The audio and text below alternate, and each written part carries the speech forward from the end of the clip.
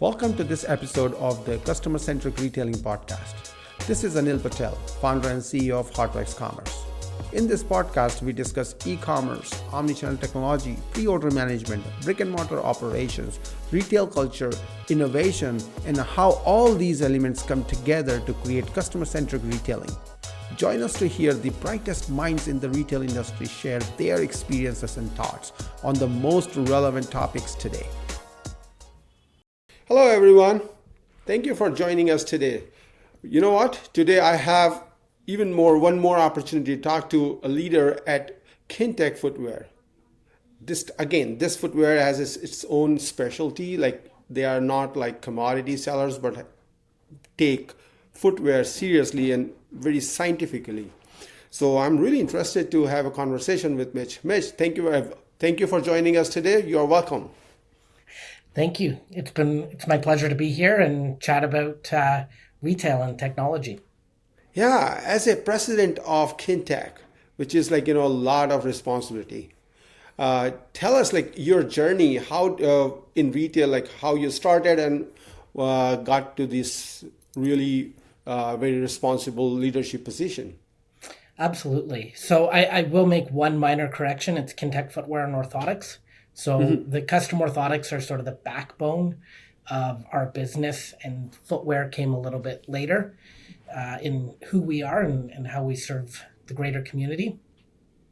Myself, I joined Kintec in 2001. I'm old enough that I still found my current job in the newspaper as a retail podorthic assistant. So the people that do our custom orthotics are called podorthists. And at the time, it was an apprenticeship program, so they would hire kinesiology grads or phys ed graduates. I have a kinesiology degree. I started at the bottom, helping customers. Absolutely loved helping customers and get them into the right shoes. I found I really enjoyed the business and the logistics and technology pieces of it. And I've played every type of role you could imagine through the company as we've grown from 3 locations when I joined to over 20 locations now across the country. I've been regional manager, VP of operations, and now serving as the company president. Awesome. This is really, really important actually. And particularly you started from where the very beginning where anybody would start their career in retail. To the leadership position in the company. That's amazing because you have experienced firsthand almost everything, every role in the company. And it's just easier at that point for a leader to have the right expectations from the people and also guide them in the right direction. So I really appreciate that part actually, where, having that ground level reality for the leader. And those leaders are really effective because they know exactly what they're talking about. So I really appreciate you, going through that whole journey and coming to this point. Well, it's important because the choices we make as leaders impact the people that are serving our customers, that have the most impact on our business. And if we don't have them in mind when we make those choices, it can make their lives far more difficult. And that's no good, right? You want to provide value. Ultimately, to provide the best value to the customers, you have to provide great value to your team and have them excited about being there every day. Nice. Yeah, makes sense. Yeah, so because you have a first-hand experience of pretty much all parts of the business, almost all the roles, how does you as a president of the company, what kind of key responsibilities you take on and help us understand how you go through the execution process of those responsibilities? What I've learned from a business mentor of mine when I was a part of the CEO Alliance is he talks about flipping the company org chart upside down so that the president or the leader is there to hold everybody else up and help them serve and have greatness. I'm really fortunate that my VP of operations has been with us for 18 years. Our VP of Brand and Innovation has been with us for over a decade, and many of our key leaders have been with us for a really long time. So my role is to support them and help get challenges out of their way. We set this strategy together. They're out there working on the execution every day. And I'm there to support them and help get rid of the issues or the bumps to make their lives easier. And I expect them to do that all the way up through the chain so that our customers get the best experience. Awesome, awesome. I really like what you said, just flipping the org chart upside down and taking the responsibility. That's amazing, actually, and I can totally get that part where it's like you are there to help everybody else succeed. Yeah. That's like, and again, same thing, your experience, because everybody, what others have on their, what they have to deal with day in, day out. And so your feedback, your help actually makes them successful. It makes total sense. So like, one thing that I have seen we all have seen in the last 15, 20 years is like e-commerce is picking up. Now, in your business, in shoe business, how do you think what is the impact of e-commerce on your business, especially where you have like so many locations? You said you've grown from 3 to over 20 locations. So it feels counterintuitive that in the age of digital commerce, there's a company that is growing, or there are a lot of companies that are growing from few locations to many locations. So what's the key to that growth in the physical retail? For me, the growth in our physical retail is by providing a great experience to our customers. So we're an experience-based retailer. If someone comes in for retail footwear, our team of fit experts who go through 10 days of full-time training before they even hit the ground and start helping customers, and they often have kinesiology or physical education backgrounds. If you were to come in, we would go through a whole half an hour to 40 minutes just on footwear fitting for you. We'd learn about your background, learn about what your goals are, your activities, if you're having any aches, pains, issues, or if you're trying to prevent some aches, pains, and issues in your daily activities, running, hiking, whatever your work. Lots of people are industrial athletes that work on their feet. Then we put them on the treadmill and record them and show them how their feet move and what their foot mechanics are doing, because your feet are your foundation. They're literally what hits the ground in every step, and all your other bones are stacked on top of them. So if they're not lined up properly, just like a door, if the door's not square, you get creaky hinges and things rubbing and pushing and hurting. So we find out what that alignment looks like. Then we do a 3D fit scan of your foot, where we find out all kinds of measurements about your feet, not just heel to toe. How deep is your foot? How wide is your foot? How narrow is your heel? How much volume does your foot take up inside of a shoe? Then we use all of that and our expertise to figure out what shoes are going to fit you the best. Then we have you try them on and move and walk and go through our test drive process to make sure that that shoe fits really well.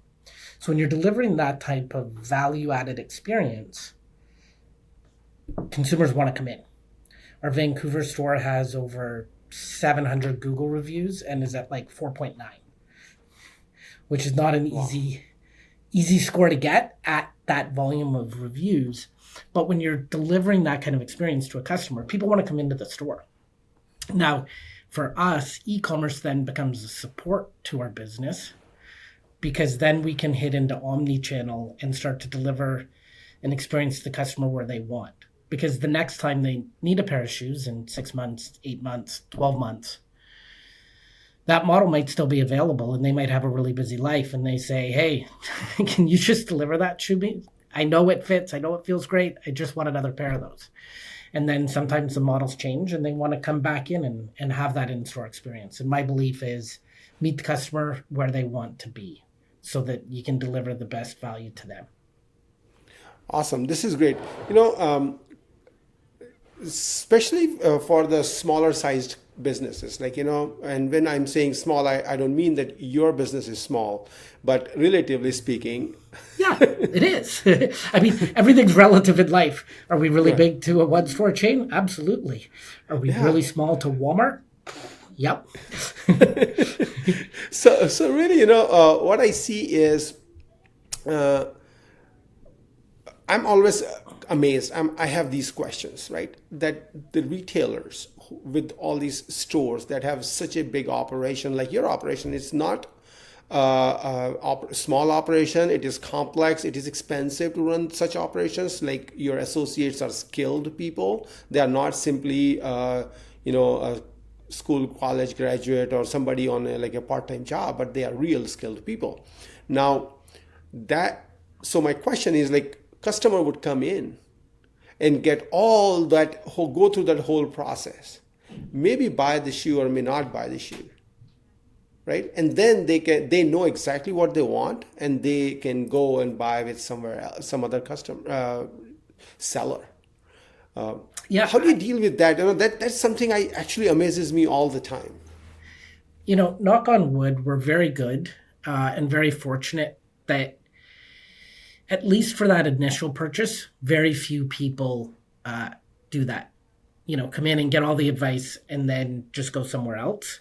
Part of that is the footwear industry has done a really good job, or we've done a really good job of following the retail prices. So I like to say that it's expert advice at no extra cost. So on our retail footwear, we're the same price as all the big retailers. So it'd be very difficult for them to go somewhere else to get it cheaper. And when we've delivered the value we have, most people want to, at least for that initial purchase. Next purchase, sure, they might be walking through the mall and see the same shoe and go, great, and buy it up from another retailer, for convenience in their life. But I firmly believe when we deliver the best value, we create brand ambassadors that shop with us and then keep telling other people about what they do or what we do and how we can help them. Wow, no, this is really good. This is really good. So, one more question on the same business model related thing, Sure. right? Again, because you are so much of science behind it, and then there's like so much of analysis that goes in the process of choosing the right product, right shoe. Does that limit the options you can offer to your customers? Like, does it mean that they have few options to choose from and then they have to compromise on style? No, absolutely not. I think the size of our footprint limits us to the volume of shoes that we can carry. However, we do a really good job. Our inventory team does a good job of curating the right inventory for customers so that we've got everything from Hoka to New Balance, Cole Haan. We have a variety of different dress casual to athletic to some hiking and outdoor trail shoes, especially living on the West Coast. Lots of people like to get out and take advantage of the mountains here. So we try to do our best to have that, the best selection available while still being a small to medium-sized retailer. Got it. Yeah, cool. So like you said, your customers are really loyal, and then again, first time they buy generally in the store, but it's possible that they might want to say when they are ready to reorder or get another pair of shoes, they might be browsing online. These days, we also see, especially after COVID, we've seen uptake in how people have been shopping, where they do buy online, pick up in store. So they are browsing the product online, and then they come in and purchase the order, place the order online, but then come in the store and pick up. How is your experience with buy online, pick up in store, and execution of that buy online, pick up in store process could be hard. Tell us about your experience and what we can learn from it. Yeah, absolutely. I found early on, I was quite surprised at the volume of people that want to, shop online and pick up in the store. Like, doesn't that sort of defeat the purpose? And what I've learned a couple things over time, being a small to medium-sized retailer, our technology and our inventory isn't there that we can have live inventory of each location. We often only have one size 8 or one size 8.5. And to take the risk of saying that that's available at the store and somebody going in and it was sold 20 minutes ago or an hour ago and you've got an upset customer. I find a lot of customers really like if I buy it online and I choose pickup in store, I know when I go in to get that product that day, it's going to be there and it's going to be available for me. The other part that we experience is newer customers or even repeat customers, but they're wanting to buy a new model that maybe they haven't tried on before. So they want to do the in-store pickup and then try it on and then maybe return it, maybe buy it, but it saves all that shipping back and forth. So it's really about trying to deliver the best experience to the consumer. The one place we definitely struggle with it is sometimes somebody in Vancouver, wants to pick up a shoe that the only pair happens to live in Hamilton, Ontario. It takes 5 or 6 days to ship. And, people have expectations with Amazon that things are, arriving overnight now. Yeah. No, that is true, right? Actually, with buy online, pick up in store, the whole idea of offering this service is challenged by keeping up with the inventory. Like it's relatively easier if you just want to, if you were to upload stock once in a day, starting in the morning, you would upload your stock levels, inventory levels to the website. That would be easier. But in case of retail locations, my stock is changing during the day, like people are buying. And so I'm depleting. And so that's why, keeping the website updated with the most recent stock level. And then once it is sold online, like you said, race conditions could occur. You place the order and then within during pretty much in that time frame, somebody bought it in the store, and now you have a customer who is not so happy because when they come in, they don't have the product. That's a challenge actually when it comes to offering buy online, pick up in store services. Also, like you mentioned, that with BOPIS, you have sometimes the inventory is not in stock at the store, so you have to ship it from the warehouse or other stores to the store where customer wants to pick up. Again, it takes time. So with buy online, pick up in store, customers these days expect same day pickup. So they should be able to do a buy online, pick up in store and pick up on the same day, which is hard. So those are real complexities of offering this service in the stores. And so it's a practical problem actually, with BOPIS. But at the same time, I like the strength of BOPIS, which is customer come in and they can try out. If they don't like it, they don't have to worry about that return process. In fact, I think that also helps with conversion, because let's say if I was buying, I would be nervous about if the item got shipped to my home and I don't like it. Number one, I had to go through the whole return packing and sending it back. Two, I don't know when my money would be returned back to me. And generally we forget that to check our credit card if the money was returned or not. And this is exactly why I like BOPIS very much. That, when I complete my purchase, I know I got exactly what I wanted. So this is why, I think BOPIS is more valuable to me. What do you think? I think so. Yeah. And, I think, for smaller, medium-sized retailers or for anyone, it's just, and for the consumer, you've got it, right? You've got the product, you get it, you get in, it's on your route home, life is easier with being able to, deliver the experience customers shopping for. I often talk to our team about how frustrated I am personally when I shop with Apple, because if you try to buy something at Apple, if you know exactly what you want, it is a very painful process. If you want to go through all of the education, it's great. But if you just want to go in and be like, here's my iPad, I'm out, it's difficult. So for me, it's learning to deliver the best experience for each customer in the way they want to be served. Right. Yeah.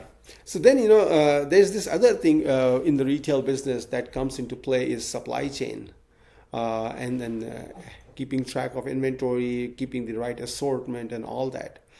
Tell us about your experience on how are you keeping track of your supply chain related, buying and keeping track of all this vendors, especially these days when you have all this tariff thing going on. How is that impacting your business? Supply chain has significantly changed since 2020. Previous to 2020, in the footwear, a lot of the suppliers had a lot of backstock of inventory, so that if you were out of sizes, you could fill in and you could kind of more nimbly manage your inventory. Since 2020 and the footwear shortage. So for anyone that wasn't in the footwear industry and didn't live supply chain adventures, during long periods of stretches of COVID, Vietnam, which is where a lot of the athletic footwear is produced nowadays, just was closed. And trying to get and have stock, pre-plan for it, have it arriving, then all of a sudden for a lot of retailers, there was this glut of inventory and they got stuck with a lot of inventory and didn't have enough cash. And trying to manage that whole cycle and stay ahead of it so that you've got the right shoes in the right place at the right time is easily a full-time job. Because if you have too much inventory, cash runs out quick, and employees and team members like to be paid. So without cash, your business doesn't work. And if you don't have enough shoes and you don't have the right things, then you're missing out on opportunity and you can't sell it to a consumer. And then in the footwear industry, trying to have the right size, color, width that consumer chooses, because it's inevitable that you might have the right size, you might have the right width, but the customer prefers this color. Or in the color that they prefer, you've got the right size, but not the right width. So trying to nail all that complexity down takes a lot of work and a lot of technology. And we're really fortunate to have a great point of sale system that helps us manage that on a regular basis. Yeah, and that's awesome. In fact, yeah, and I've been going to a lot of these conferences these days, and everyone talks about these challenges of supply chain, especially in the fashion industry. We have variants are at 2 or 3 factor level. Like in your case, for me, the shoe was more of size and the color, but now you added another factor, which is width. So that's before this conversation, I had no clue about that. I can't tell you how many times I've fit a consumer over the years. You measure their feet, and I look at you and I say, you're a size 10. And you're like, I've been wearing 11 and a half all my life. And I was like, you should not be an 11 and a half. But their foot's so wide, and they don't even know that their shoes come in widths, that they just keep going longer until it feels comfortable. So, yeah, width is an important dimension when shopping for footwear. I know. This is interesting one. I next time I go out shopping, I'm going to pay attention to that width part of the shoe for sure. Yeah. Awesome. Cool. Yeah. And actually, this other thing is I don't know how many, I don't know how, if you're going and visiting these conferences and all that, there's a big buzz that we have a solution now. Everything can be solved with AI. So I don't know how this whole complexity of data and planning, inventory planning, which is very hard in fashion industry, especially now you have added 2 or 3 new factors to the how assortment planning. So then it becomes even harder. So I hope the AI would come in and help you optimize your operations, because I cannot imagine doing it. It's hard. It's AI is certainly the buzzword of the world nowadays. Yeah. And even our fit scan, some of them have the option to turn on AI, and it would take the scan of the consumer's foot, would show them all these different dimensions, and then compare that against similar feet, similar dimensions, and what other people purchased. And it has the ability to make recommendations. 80%, 90% would pick this. And we found, just like a lot of AI that we're experiencing in our lives right now, it's good, gets you close, kind of helps, but isn't perfect. And the old shoe dogs, that's what we call shoe fitters that have been around for a while. It's a term in the industry. The shoe dogs always know exactly. Like, we look at a foot and we know exactly what shoe is going to fit on it because we've done it forever. Right. And there's places that AI is going to be really helpful and going to be really interesting as it expands and gets further ahead. And then I think there's still going to be lots of places that humans matter, and that, Right. gut tells you what's going to create success. So it's going to be fascinating watching right now. I've been doing a lot of experimenting with Microsoft Copilot, which is now turned on ChatGPT in the background, and asking some really interesting questions and learning about prompts and getting some valuable insights. But they're insights, and I'll be curious to see how that all plays out with mass data, because data is such an important detail for retailers. We've been on a massive data journey over the last year, just learning about how to utilize our consumer data. Right. Yeah, actually, with this technology, sometimes it gets overwhelming, and like you said, there are your people who have been doing it for so many years. They have the experience, and actually, they can see your foot and tell you exactly what would fit and what would be, and even actually, I'm sure they talk to people and they very quickly figure out their interest and what kind of shoe they would like and all that. So the technology, sometimes we can bring in a little too much of technology, and that could challenge the other factor that we want in our stores or in our business, which is human centricity. Absolutely. And there's always a challenge, like how do we balance that? We cannot ignore technology. At the same time, we cannot compromise on human centricity. So that's the other thing. Have you been experiencing, or how are you approaching this? So it's interesting. Kintec, literally the founder, the reason that our name exists is when he started this in 1991, and we all remembered what technology looked like in 1991. I'm pretty sure the internet wasn't even a thing at that point in our lives. But he founded the company and called it Kin, being kinesiology, because we have kinesiology degrees, and tech, wanting to be ahead in the latest in technology and how it can help value our consumers. So we even have an innovative idea of the award each year. So innovation is just at the core of what we are. But I firmly believe in being a human-centered company, that technology and innovation has to provide value throughout the entire stakeholder process, or what I call our community. So whether that is the consumer, a team member, medical professionals that refer to us, or the shareholders in the company. If that new piece of technology is not going to provide value or take away value from any piece of that, we just don't put it in place. We'll experiment, we'll look at it. I remember in around 2010, just when the iPods were coming out, iPad, we tried to put together a consumer profile. So if I was sitting with you, I could record a little bit about you, so the next time you came in, we'd have that record of it. And the pushback we got from our team, because they couldn't sit and look at and have a conversation with the person, they didn't like that piece of technology in between them. And so we stepped away from it. I think it would be interesting to consider introducing now, because of, you see a lot more technology in the world now than you did then. But it's understanding that sometimes there's cool ideas, but if they take away from the principle of what's happening or the value, don't go there. That's my belief.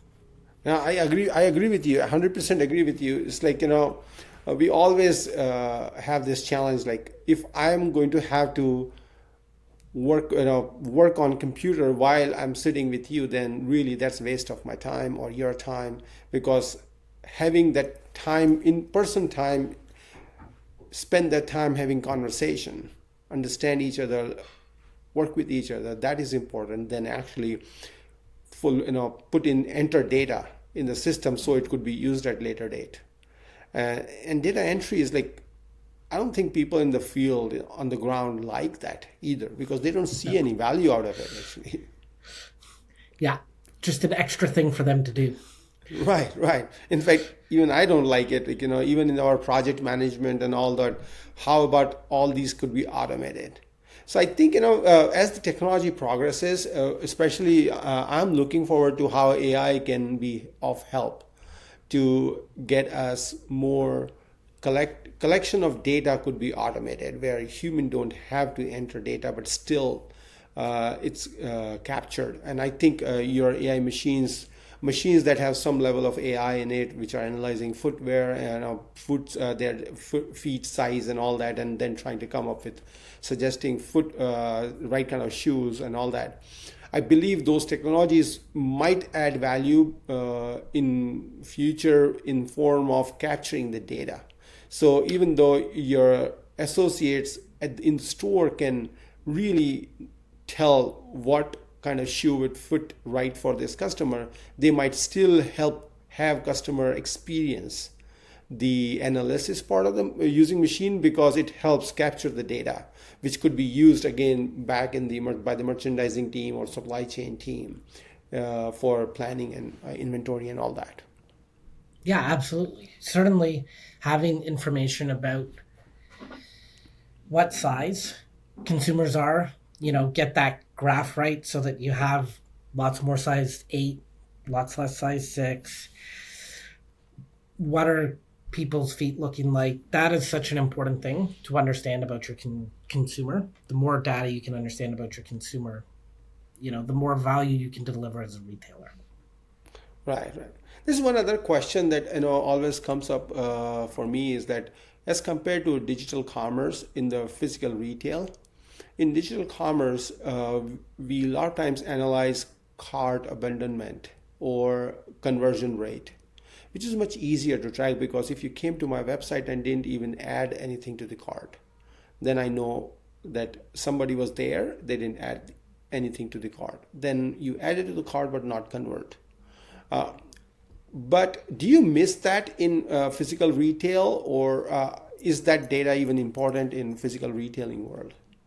I think the hardest part that we miss with the data is trying to kind of connect that dot between marketing, right? So on all the e-commerce sites, you can know where the person came from, you can know which ad they were interested in, how they purchased it, and can really optimize what you're doing. With physical retailing, we do our best to ask our consumers why they came in and learn how they heard about us. But we really don't know, when we send an email, do a radio ad, do website traffic, what actually caused that consumer to come in, and how are they purchasing with us? What type of things are they interested in? And it's definitely a part that I've struggled with, trying to kind of close that loop. Right, right. Yeah, that's hard actually. It is hard because, again, asking that question, I might put together, say that question, put together that question in a certain way for the customer. But again, customer finds it hard to answer because they don't even remember most of the time, how did I come to know about it? So really, I don't know, I just walked. I mean, something like that, right? Well, or often they might have heard a radio ad and then saw a TV ad, and then their friend told them about Kintec. Exactly. And they're like, oh, great. Yeah, I heard about it from my friend. But because of the radio ads and the TV ads, when their friend told them about Kintec, they're like, who? They're like, instead they go, oh yeah, Kintec, I've heard of those guys. You're already a trusted name, brand, or source. Right. Yeah. So, all of the advertising is important, but trying to maximize and get the efficiency on spend is difficult with physical retailing. Yes, I know. That's true. At the same time, there is a lot of data which tells us that online sales increase when you have retail location in that region. So if you're in a city where you have retail locations, you sell more online. Yeah, So absolutely. there are people who are going in the store, trying it out. They may not be buying in the store, but they are buying online. And that's what tells that, store is having positive impact even on e-com. Well, we there's definitely been a trend of online only companies, Mm-hmm. Indochino, Vessi, a number of really successful purely e-commerce companies that now are starting to open stores. Like they're kind of the reverse retailer. Right. So absolutely, yeah. Yeah, cool. Yeah, Mitch, really, this was a really good conversation I had. Like, it's been quite some time, and I think to wrap up, I want to ask you, like, tell us, like, what are my key takeaways for the people listening this conversation? Like, tell us about like key takeaways for people to that they can learn from your experience. Yeah, I think the one thing that we really pride ourselves on is that human-centered approach. So delivering excess value and experience to our consumer. And we do Mm-hmm. that through having a great team, making sure they're trained really well, make sure we communicate really well, and then deliver a world class experience to our consumer. And that to me is where you need to be as a small to medium sized retailer because it's just too easy for people to click and collect, click online, get things. If you're just a commodity based retailer, there's going to be far too many other options out there where people can get your goods. So deliver value to the community. Awesome. Yeah, that's important. And now, one last question. Sorry, I said last question earlier also, but like, one thing if you could change, what do you think you would like to change in retail experiences uh, that would help? Ooh, that's a broad question. For Amazon to go away? No,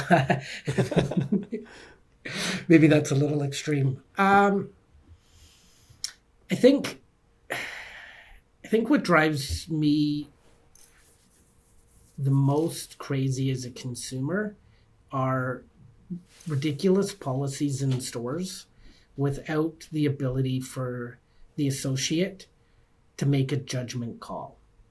So we had a newer team member not long ago, and our Surrey store is right above our head office, and I was heading out the door on my way home, and I saw her returning this pair of shoes, and she just couldn't figure out how to return it in the computer system because it was 6 months old, or like well beyond the policy. So I was able to stop and help, our associate because I know how the technology works.